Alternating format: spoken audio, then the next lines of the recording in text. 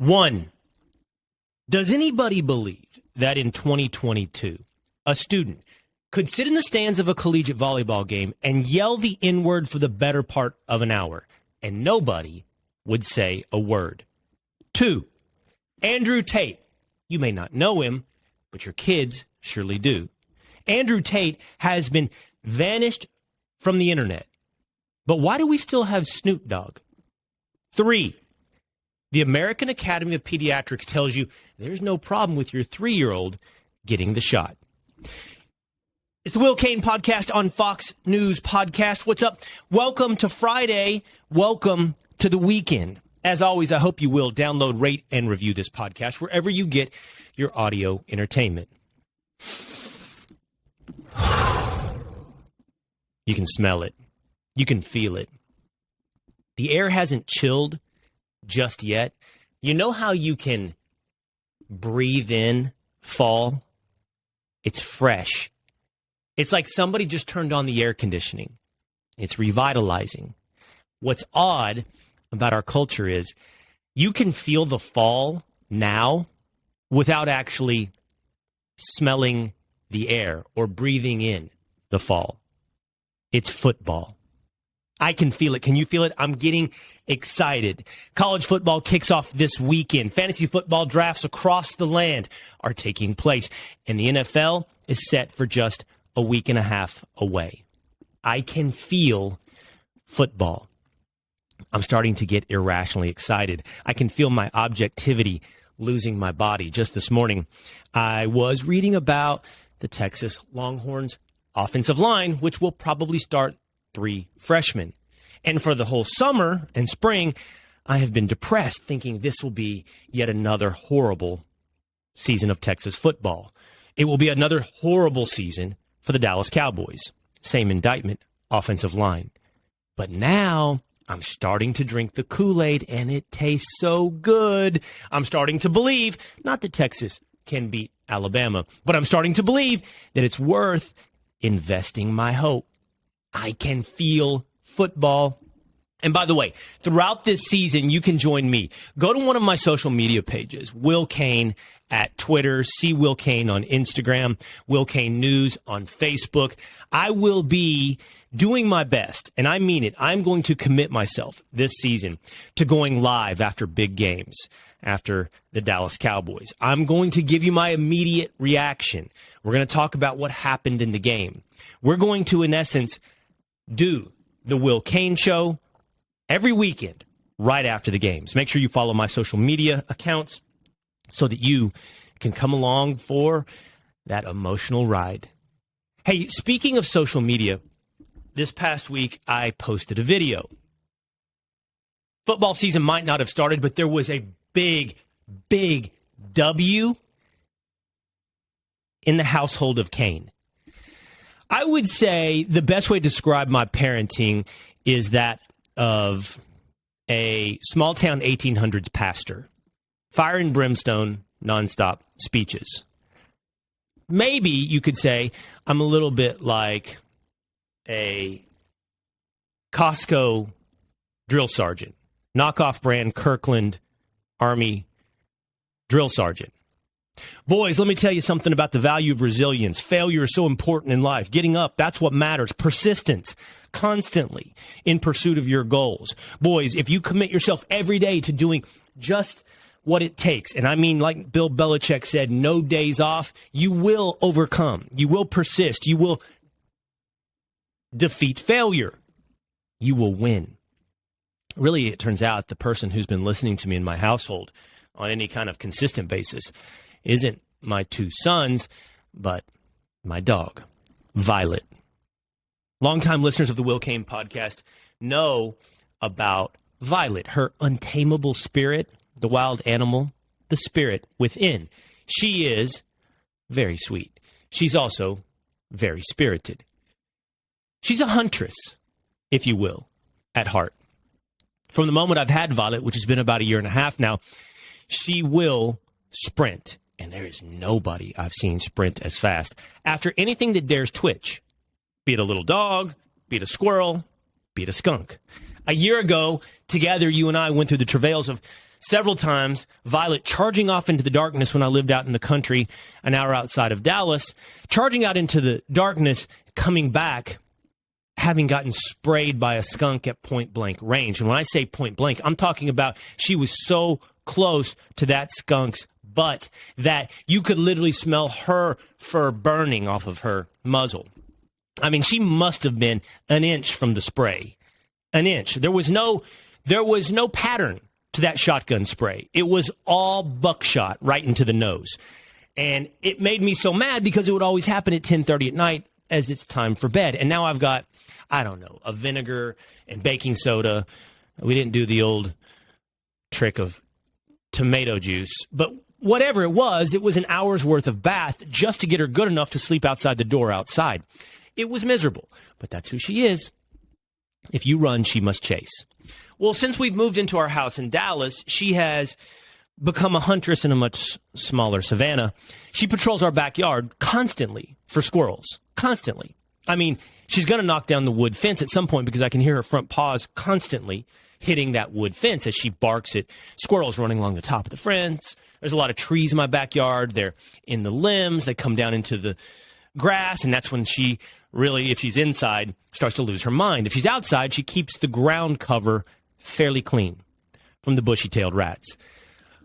But she's never really gotten one. Despite her speed, they mock her, mostly. They scamper away to a tree or to a fence, and they look back down and they mock her. And it drives her bananas. The kinds of sounds she makes is more than a bark, which she does that as well. But it has been, I would say, 18 months of torture. And she's been chasing squirrels her entire life. But Violet doesn't take any days off. This week, I was sitting outside. I was actually outside in the middle of the day. Not a time when you think a squirrel would be brave enough to venture out onto the savanna of our lawn. And I was reading, and I heard behind me, clearly, panics chirping. I turned around, and Violet had a squirrel head in her mouth. And she was doing the, dingo, hyena, African wild dog death rattle. She was shaking it like that, But she hadn't killed it, and I immediately yelled Violet because I don't know why, and she dropped it because she's a good girl and listens to her master. But she wasn't done. Every time that squirrel twitched, she had to chase it back and give it another quick nip shake. And the squirrel was clearly injured, man. It couldn't reclimb the tree. It would climb 3 feet and fall back down. And Violet, so proud, to be honest, so proud, but not yet done with the hunt, was just torturing him around the tree. And now I had a half-dead squirrel on my hands. And I'm trying to pull Violet off because I don't know. Part of me wants her to finish it off and make this a quick, painless death. The other part of me is like, the squirrels have rabies, and I don't want you to take another scratch or a bite. Which, by the way, afterwards, Google taught me squirrels don't have rabies, that their metabolism runs so high that if a squirrel does get infected with rabies, they die very quickly, incapable of passing it on to the next animal. So I didn't have to worry about that, but I did in the moment. And so I was like, Violet, don't go after it, don't get it, but at the same time, I wish you'd finish it off. And finally, the squirrel found another more, like a green tree as opposed to a black diamond, She found finally the squirrel like a tree that she could climb. Easy. Green slope tree. Got up, and who knows what happened. I don't know. Squirrel disappears. Whatever happens to dead squirrels anyways, besides the ones in the road. They got run over by a car. Where do dead squirrels go to die? Did it go up into a tree? Is it in my attic? I think I'd smell that.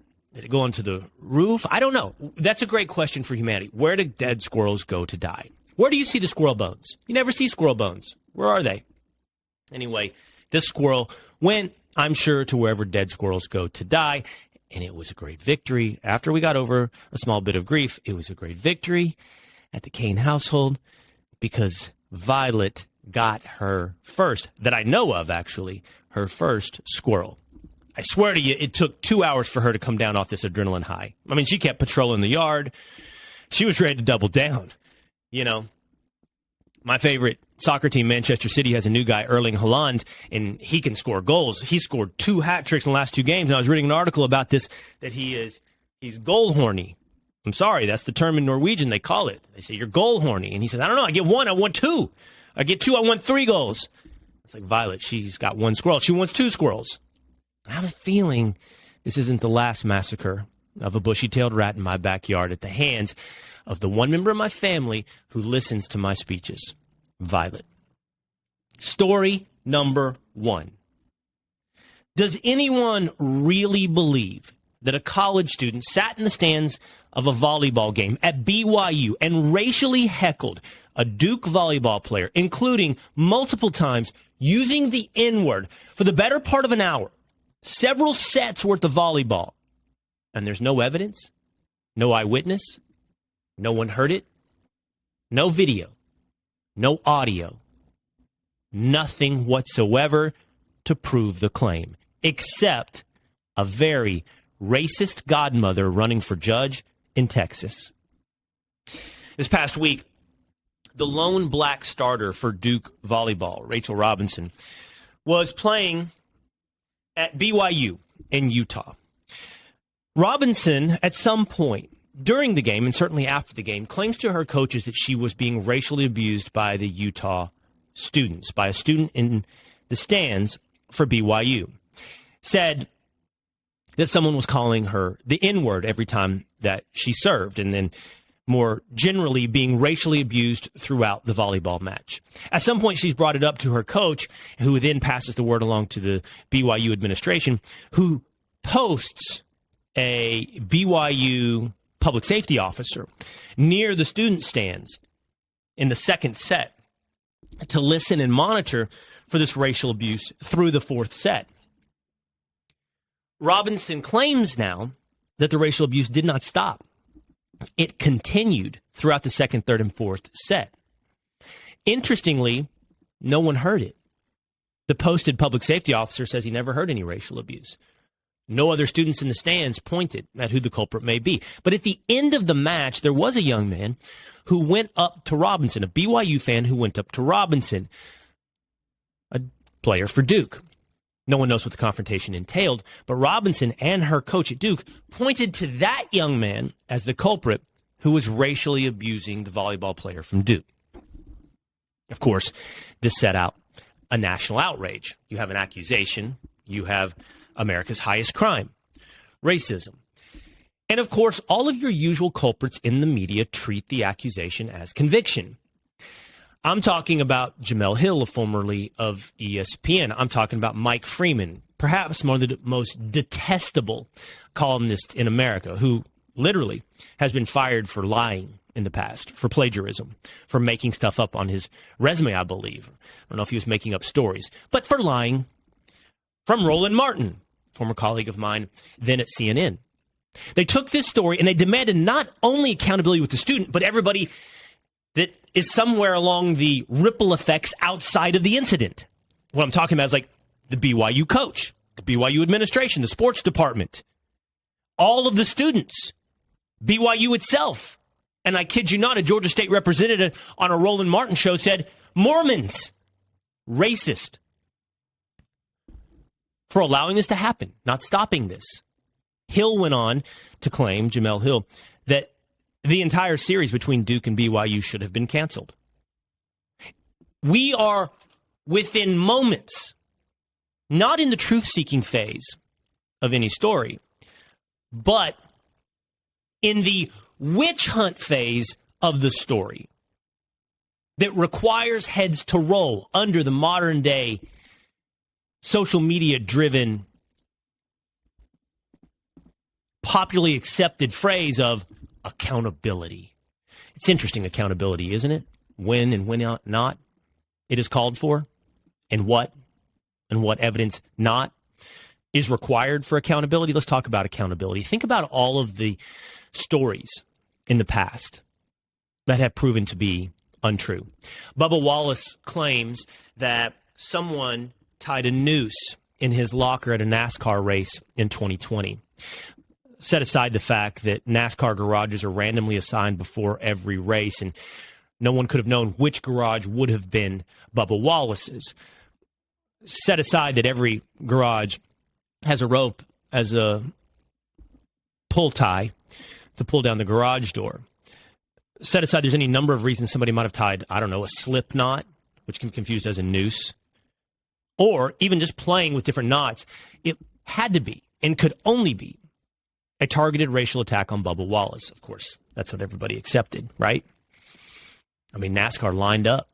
Everybody marched in accordance with Bubba Wallace. I was basically, surrounded at ESPN and targeted as, of course, again, yet the racist for not jumping to the conclusion that what we saw here is racism. The FBI, meanwhile, looked into this and found no evidence. Nothing. Never found a culprit, by the way. You ever find the guy who tied the noose? You don't think NASCAR garages are full of cameras? No, they didn't. How about the Chicago Cubs? Do you remember the story of the kid who gave the OK symbol behind Doug Glanville, a reporter, black reporter, during a broadcast for the Chicago Cubs? I mean, set aside again that kids all across the nation from West Point, also another target of this type of accusation, play the circle game, make the OK symbol with your fingers, see if you can get somebody to look. At one point it was punch them, then it became, I just got you. Could it have been that? Could it have been a kid playing the circle game? No, West Point's full of racist KKK members. No, the Chicago Cubs incident was so vile that the GM of the Chicago Cubs, Theo Epstein, shivered to realize that could exist in Chicago. Was the kid ever held, quote-unquote, accountable? Oh, he was banished. But interestingly, if you had some vile racist in your stands making overt gestures secretly to the other racists out there, wouldn't you think you'd go ahead and say that person's name? We don't know it to this day. Wouldn't you out that person? Would you just take away his season tickets? I mean, I can keep going on and on. Duke lacrosse, hoax, false. The people that supposedly wrote racial epithets, racial slurs outside LeBron James' home in, Beverly Hills? On his fence? Never caught, never pursued. LAPD, nothing. No video evidence, once again, I'm sure, at a compound, highly surveilled. No video evidence, nothing. And you can go on and on. There's so many that we forget. University of Missouri, sort of the original story. And the point is, and here's where, I want to be clear and I want to be honest. And those that disagree with me, many of my friends who used to call into the Will Cain show, they immediately jump to this. Will, you're saying racism doesn't exist. That's not true. I don't drive to the idea that racism doesn't exist. But I don't think you have to have validation of false stories to prove the existence of racism. I've said this before. I think racism exists in the heart of man. It very rarely exists in the stands at BYU. It exists in the heart of man. Racism is a sin of the individual. Yes, collectively. We have in the past also not just embodied, but enshrined that horrific sin. But for me to acknowledge that doesn't require me to set aside logic, my eyes, and facts. In fact, I don't cure one injustice with another. The injustice now is false accusations against these individuals. Absolute reputation tarnishing, destroying individuals. Same stuff we saw when, for example, you want to destroy Kyler Murray or Josh Allen or whoever it may be because of stuff they tweeted when they were kids. The Duke lacrosse players were absolutely destroyed as individuals. And does that injustice cure somehow some past injustice? Does a lie today absolve an ugly truth from yesterday? No. And yet today we have these purveyors of lies, purveyors of injustice. And for me to stand up and go, that's not true, to me, has no correlation to who and who is not in these equations and in this society, the racist. Tell the truth. But if I look back at all of these stories I just rattled off, it's always the same. It's Mike Freeman, it's Jamel Hill, it's Roland Martin. It's a handful of people that purvey these stories of falsehood. And is there ever any accountability? You want to hold up the value of accountability? Is there ever accountability when the story is revealed to be a lie? Let's go back to BYU. I don't know what happened at BYU, but neither did anyone else, and certainly in the days that followed the accusation. I don't know what Rachel Robinson heard or did not hear or misheard. I don't know what happened. Why are Hill and Martin and Freeman and so many others so certain of the accusation? BYU banished that student who confronted Rachel Robinson at the end of the game. As it turns out, after the police, not just public security, but the police looked into the incident and found video evidence, of course, because it's a collegiate sporting event. There's video everywhere. Both teams probably have cameras, much less security video inside of an arena. They found that the first time Robinson was serving, the student accused of using the N-word wasn't even in the stadium. I don't know. Concessions? I don't know. The second time Robinson was serving, the student that was accused and banished from the games was playing on his phone. Not looking up, not mouthing words. He didn't do it. That much is clear. And by the way, he reportedly went up to Robinson at the end of the game because he thought she was a friend of his from BYU. They both wear blue and white. Some questions even about his full mental capacity. But he was banished. He was made the scapegoat. He was made the villain. Okay, so I read a story about this now in the Salt Lake Tribune. They explored every opportunity, by the way, every avenue of this story. It's now widely known, admitted, this kid didn't do it. So what could have happened? There could be a second perpetrator, as of yet unidentified. Reviewing all evidence, police and administration really encourage BYU students to break this code of silence.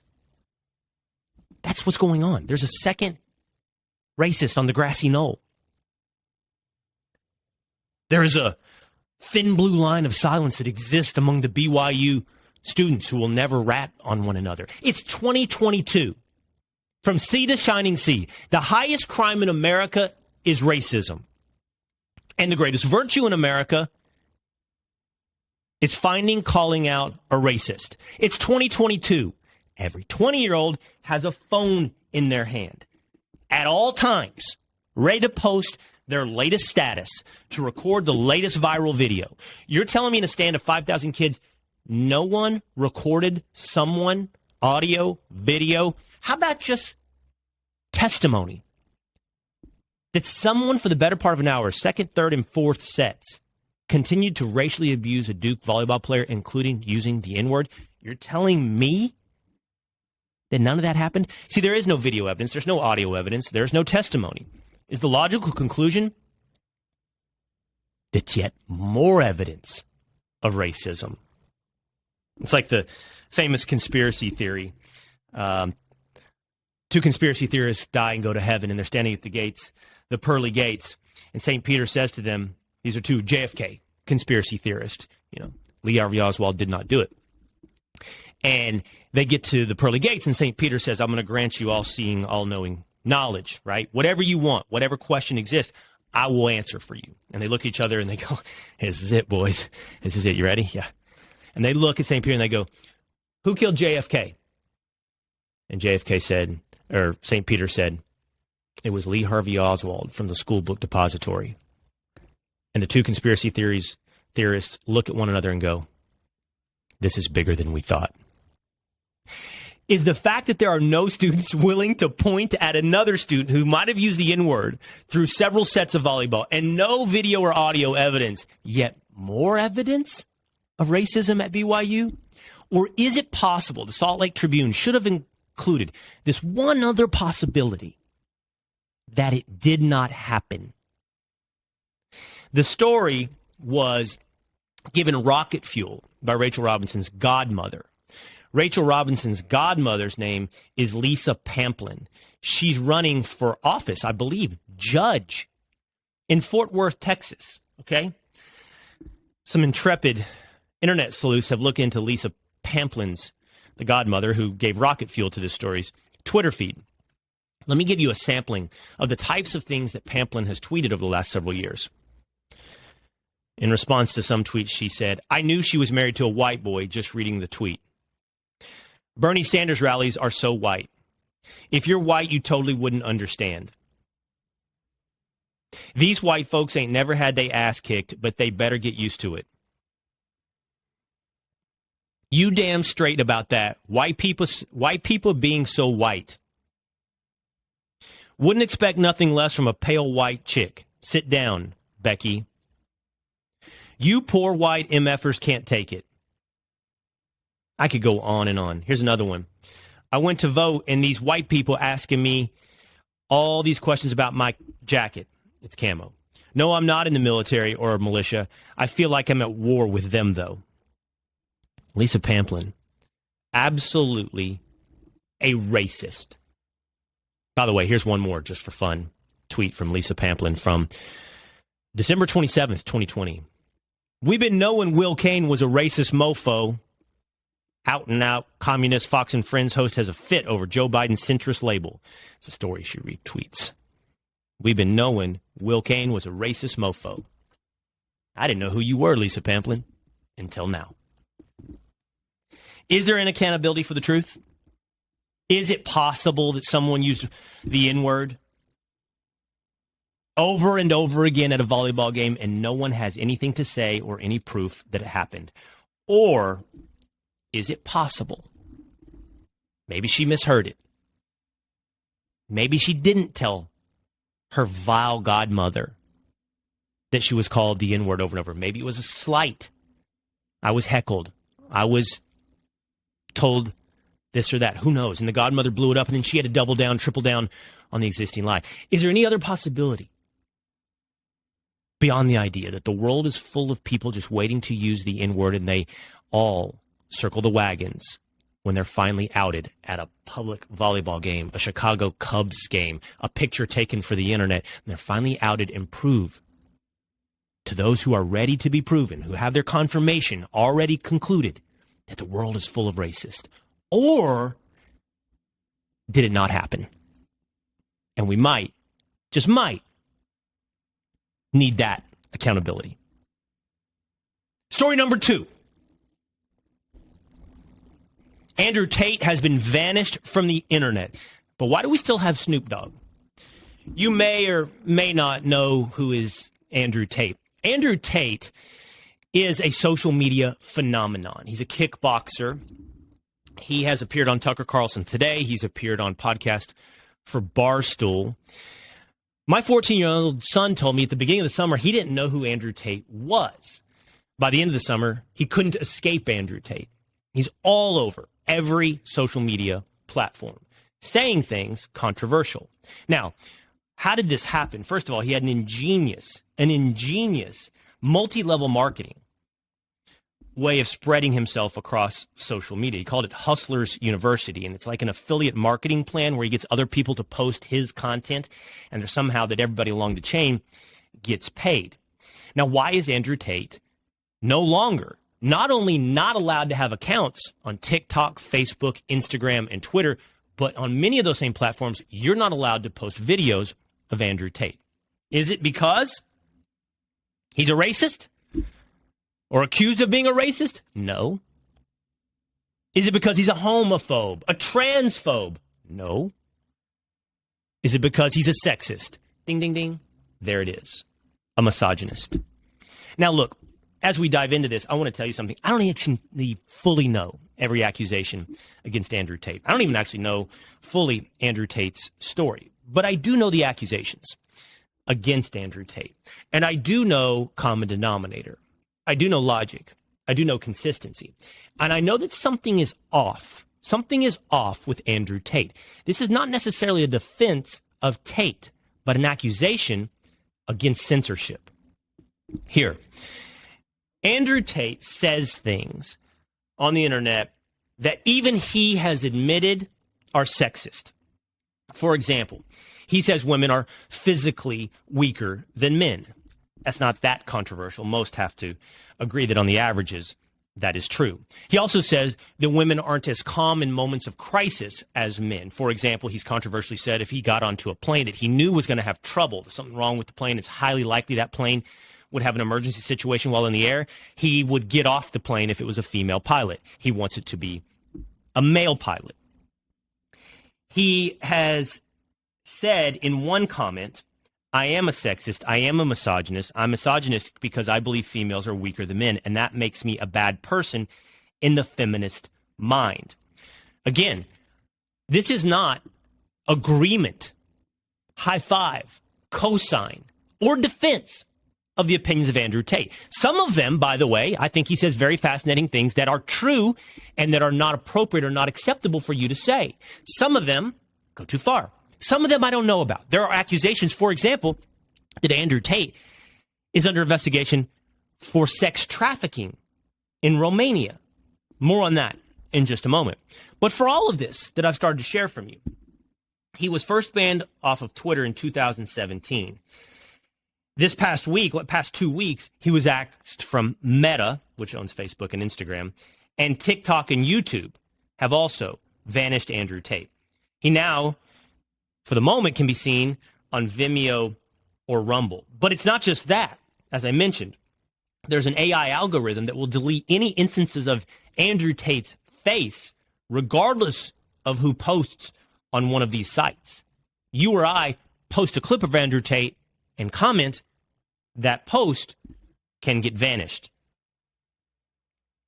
Now, here's the rationale from most of these social media companies. They say that Tate is guilty of, quote, violating its policies on dangerous organizations and individuals. Content, and quote, content that attacks, threatens, incites violence against, or otherwise dehumanizes an individual. I gave you some of Andrew Tate's lowlights. Here's a couple more, because we want to have full honesty on, quite honestly, steel manning this argument. Quite honestly, giving you the worst of Andrew Tate. Not all of his opinions are like this, but some in the past have been like this. Quote, if a woman cheated on him, quote, it's bang out the machete, boom in her face, grip her by the neck, shut up, blank. Not good at all. There's a claim that when he was on Big Brother UK in 2016, there's video of him hitting a woman with a belt. And as I mentioned, there is an accusation against Tate and his brother Tristan of holding a woman against her will. And that investigation is ongoing by Romanian authorities. He lives in Romania. Again, I don't know what Andrew Tate did or didn't do, but I can read the accusations. And these aren't defenses of certainly these instances, nor all of his opinions. But I can look at the accusations, and I can play common denominator. I can look for consistency. And I can ask this. If Andrew Tate is gone, why do we still have Snoop? And if Snoop remains, but Andrew Tate has vanished, what is this really, really about? Is it about misogyny? Let's start, if we will, with Snoop Dogg. You know, Snoop Dogg, laid back, major mainstream media star, hosts shows. I think, you know, he's been in movies like Starsky and Hush. He hosts game shows on what? Is it Spike? I don't know. He's acceptable, no doubt, to Madison Avenue. Set aside, by the way, that he's been on trial for murder before. In his past, Snoop Dogg has been on trial for murder. Let's just take some of his words. Andrew Tate's being punished for his words. Let's look at Snoop Dogg's words. How about the song Ain't No Fun? Let's quote. And then I'm through with it. There's nothing else to do with it. Pass it to the homie, now you hit it. 'Cause she ain't nothing but a blank to me. And y'all know that blanks ain't blank to me. So passing around a woman with your friends. Not misogynistic? Pro-woman for Madison Avenue? Gang rape. Thumbs up for Madison Avenue. And here's another song called Blank Please. You got to put that blank in her place, even if it's slapping her in the face. Snoop Dogg, now advocating for hitting women. Fascinating. How about let's go, if we will, to Eminem, maybe one of the most egregious of this entire genre of the popularization of misogyny and violence against women, but not when it comes to Andrew Tate. Eminem, during a song called Shady Cypher, he raps, but I may fight for gay rights, especially if they dyke or more of a knockout than Janae Rice. Play nice, blank, I'll punch Lana Del Rey right in the face twice, like Ray Rice, in broad daylight in the plain sight of the elevator surveillance, till her head is banging on the railing, then celebrate with the Ravens. I don't even know much about who Lana Del Rey is. I know she's a celebrity. I know who Ray Rice is, and he famously was videoed in an elevator beating Janae Rice and was banished from the NFL. Here's Eminem saying he's all in with Ray Rice and violence against women. Another one in his song, Kill You. Blank, you think I won't choke no blank till the vocal cords don't work in her throat no more? That is Eminem, who remains on YouTube and social media. That is Eminem, who is not banished, like Andrew Tate. And then let's return, if we will, to Snoop Dogg. Snoop Dogg, because Andrew Tate's perhaps worst accusation is not just violence against women, not just misogyny, but potentially sex trafficking, holding a woman against her will in Romania. These are all of the reasons he's vanished from the internet. Let's go back, if we can, to Snoop Dogg. I want to read you an article from Rolling Stone in 2013. Rolling Stone, which I believe the headline was something like, "His Endearing Past as a Pimp," talking about Snoop Dogg. Forgive me for the length here, but it's worth reading. When Snoop Dogg called himself a pimp back in 2003, he wasn't joking. Quote, "I put an organization together, the rapper turned Rasta artist Snoop Lion," remember then, back at that time in 2013, tells Rolling Stone. Quote, "I did a Playboy tour, and I had a bus follow me with 10 blanks on it. I could fire a blank a blank, get a new blank. It was my program, city to city, blank to blank, hotel room to hotel room, athlete to athlete, entertainer to entertainer." He's saying he could do anything with a woman and pass her on to whoever he wanted. But that's not all. I read from Rolling Stone. While he doesn't name names, he claims professional athletes would use his services. "If I'm in a city where the Denver Broncos or Nuggets play, I get a couple of the players to come hang out. Pick and choose, and whichever one you like comes with a number. A lot of athletes bought blank from me. The number, the price. He's sex trafficking women to athletes and entertainers. He's a pimp." I read on from Rolling Stone. "Unlike most pimps, Snoop says he let his women keep the money. I'd act like I'd take the money from that blank, but I'd let her have it. I was never about the money. It was about the fascination of being a pimp. As a kid, I dreamed of being a pimp. I dreamed of having cars and clothes and blank to match. And I said, blanket, I'm a pimp." There you go. There is Snoop Dogg. Misogyny, violence, sex trafficking. Not only does he remain on Twitter, on TikTok, on YouTube, on Instagram, on Facebook, he's embraced by Madison Avenue. And Andrew Tate is vanished from the internet. Again, I'm not sitting here today capable or interested in defending every aspect of Andrew Tate. I find there's a lot of things that he says, I will be real with you, interesting. I want to hear more. There are a lot of things he says that I will disagree with. Interesting. I want to hear more. Last week here on the Cain Podcast, we talked to Dr. Gad Saad about the importance of free speech, hearing ideas, not just that you agree with, but also those you disagree with. And not just those you disagree with, but also those that you find repulsive. Because that's how you advance human understanding. Just because you hear something, see something, listen to something, doesn't mean you high-five something.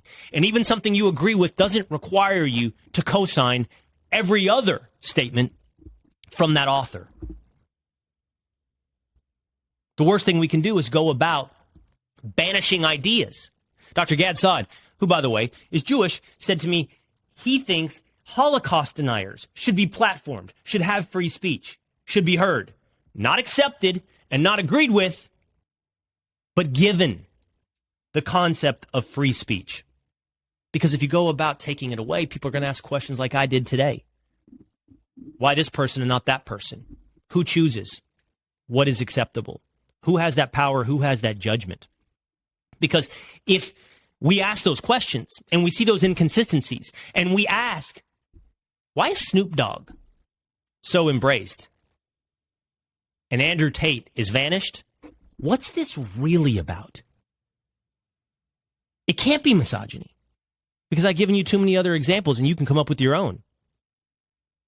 Where that celebrity is not only not censored again, but placed in major ad campaigns. It can't be a past of sexual violence or with violence against women, because we can again come up with too many examples of where that person performs at a Super Bowl halftime show.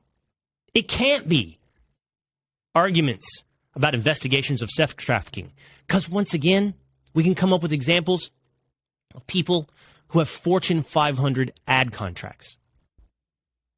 So what is it really about? Why have we really vanished Andrew Tate. Story number 3, perhaps one of the most grotesque ad campaigns that I've ever seen. The state of New York has conducted an ad campaign here, mid-2022, where they've enlisted pediatric doctors to make statements that are wholly, impossibly unscientific. The ad campaign is targeted for parents looking or having questions about whether or not they should give the COVID-19 vaccine to their children under the age of 5. These pediatricians in these ads go about saying, I've got my kid vaccinated. Every doctor I know has gotten my kid vaccinated. Fine. That's fine. I don't care what your personal choice is. I might disagree. I might be capable of a risk-reward analysis and wonder how many kids have died of COVID, how many kids have had serious COVID, how many kids, on the other hand, have had adverse reactions to the vaccine. I might be capable of doing a risk-reward analysis, but what's really vile about this campaign is not just the state government push to absolutely pervert that risk-reward analysis and put children at health risk, but the statements made by doctors. These pediatricians say things like, there are absolutely no long-term studies that show evidence of any type of adverse reaction to COVID. You can say that, really? There's no evidence. The statement says there is no evidence of adverse long-term reactions, and we do not anticipate any to the COVID-19 vaccine.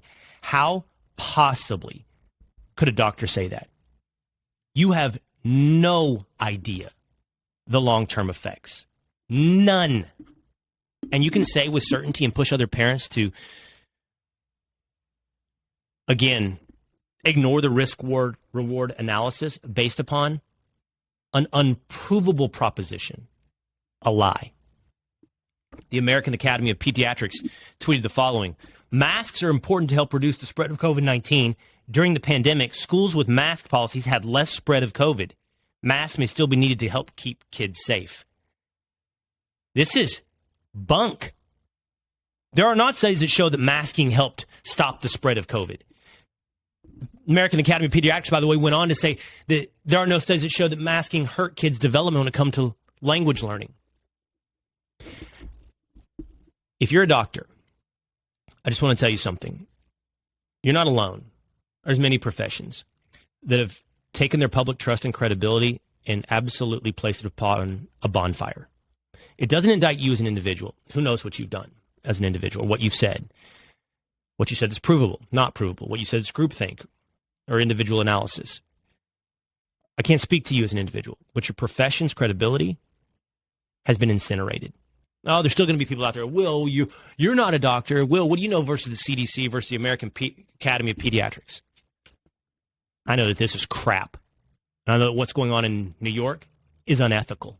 And I don't need an MD to come to those very righteous conclusions. Somebody needs to stand up. On Tucker Carlson tonight, there was a clip played last night from an interview he's doing on Tucker Carlson today with Matthias Dement. I think I got his name right. He's a European intellect, and he was talking about the concept of mass formation psychosis. Mass formation psychosis is, how do you as a culture start adopting as acceptable, popularly accepted concepts like there's no such thing as men and women, that it's okay to perform hysterectomies on 14-year-olds who are transitioning. How do you get to a place where society accepts these types of things? And Dement says you only need 35 to 40% of the population to go along with an insane proposition if they are insanely passionate and devoted to that proposition. You only need 35%. This is how you arrive at a totalitarian state, right? People will even indulge in self-sacrifice, take on ideas against their own will, right? To confirm their mass formation psychosis. But then he said something interesting. 60% of people just go along. They don't actually buy this stuff, right? Maybe that's a lot of us listening. They don't actually buy this stuff. They just go along because it's easiest. As we've talked about, the analogy I always use, it's easy to float along the river of the zeitgeist, of pop culture, sports, celebrity, whatever it may be. It's easy, and the 35% are directing the banks of the river. It's easy to float along. Only 5% stand up to the mass formation psychosis, and that 5% is not only incredibly important, but how they do so, how they stand up, incredibly important. Where's the 5% of doctors? Where are you? Because I'm going to tell you right now, the mass formation psychosis has infected every institution and every industry. We need our 5% quick to stand up before mass formation takes over this whole society. And by the way, let's say you're sitting there listening to me, and I appreciate you if you still do, and you're rabidly anti-Trump, and you hear me talking about mass formation, you think, well, that applies to people that love Donald Trump. What I would ask is this. Mass formation psychosis will lead to a totalitarian state of any form, left or right. So what we need is individuals willing to look at situations according to their facts, willing to invest in the truth.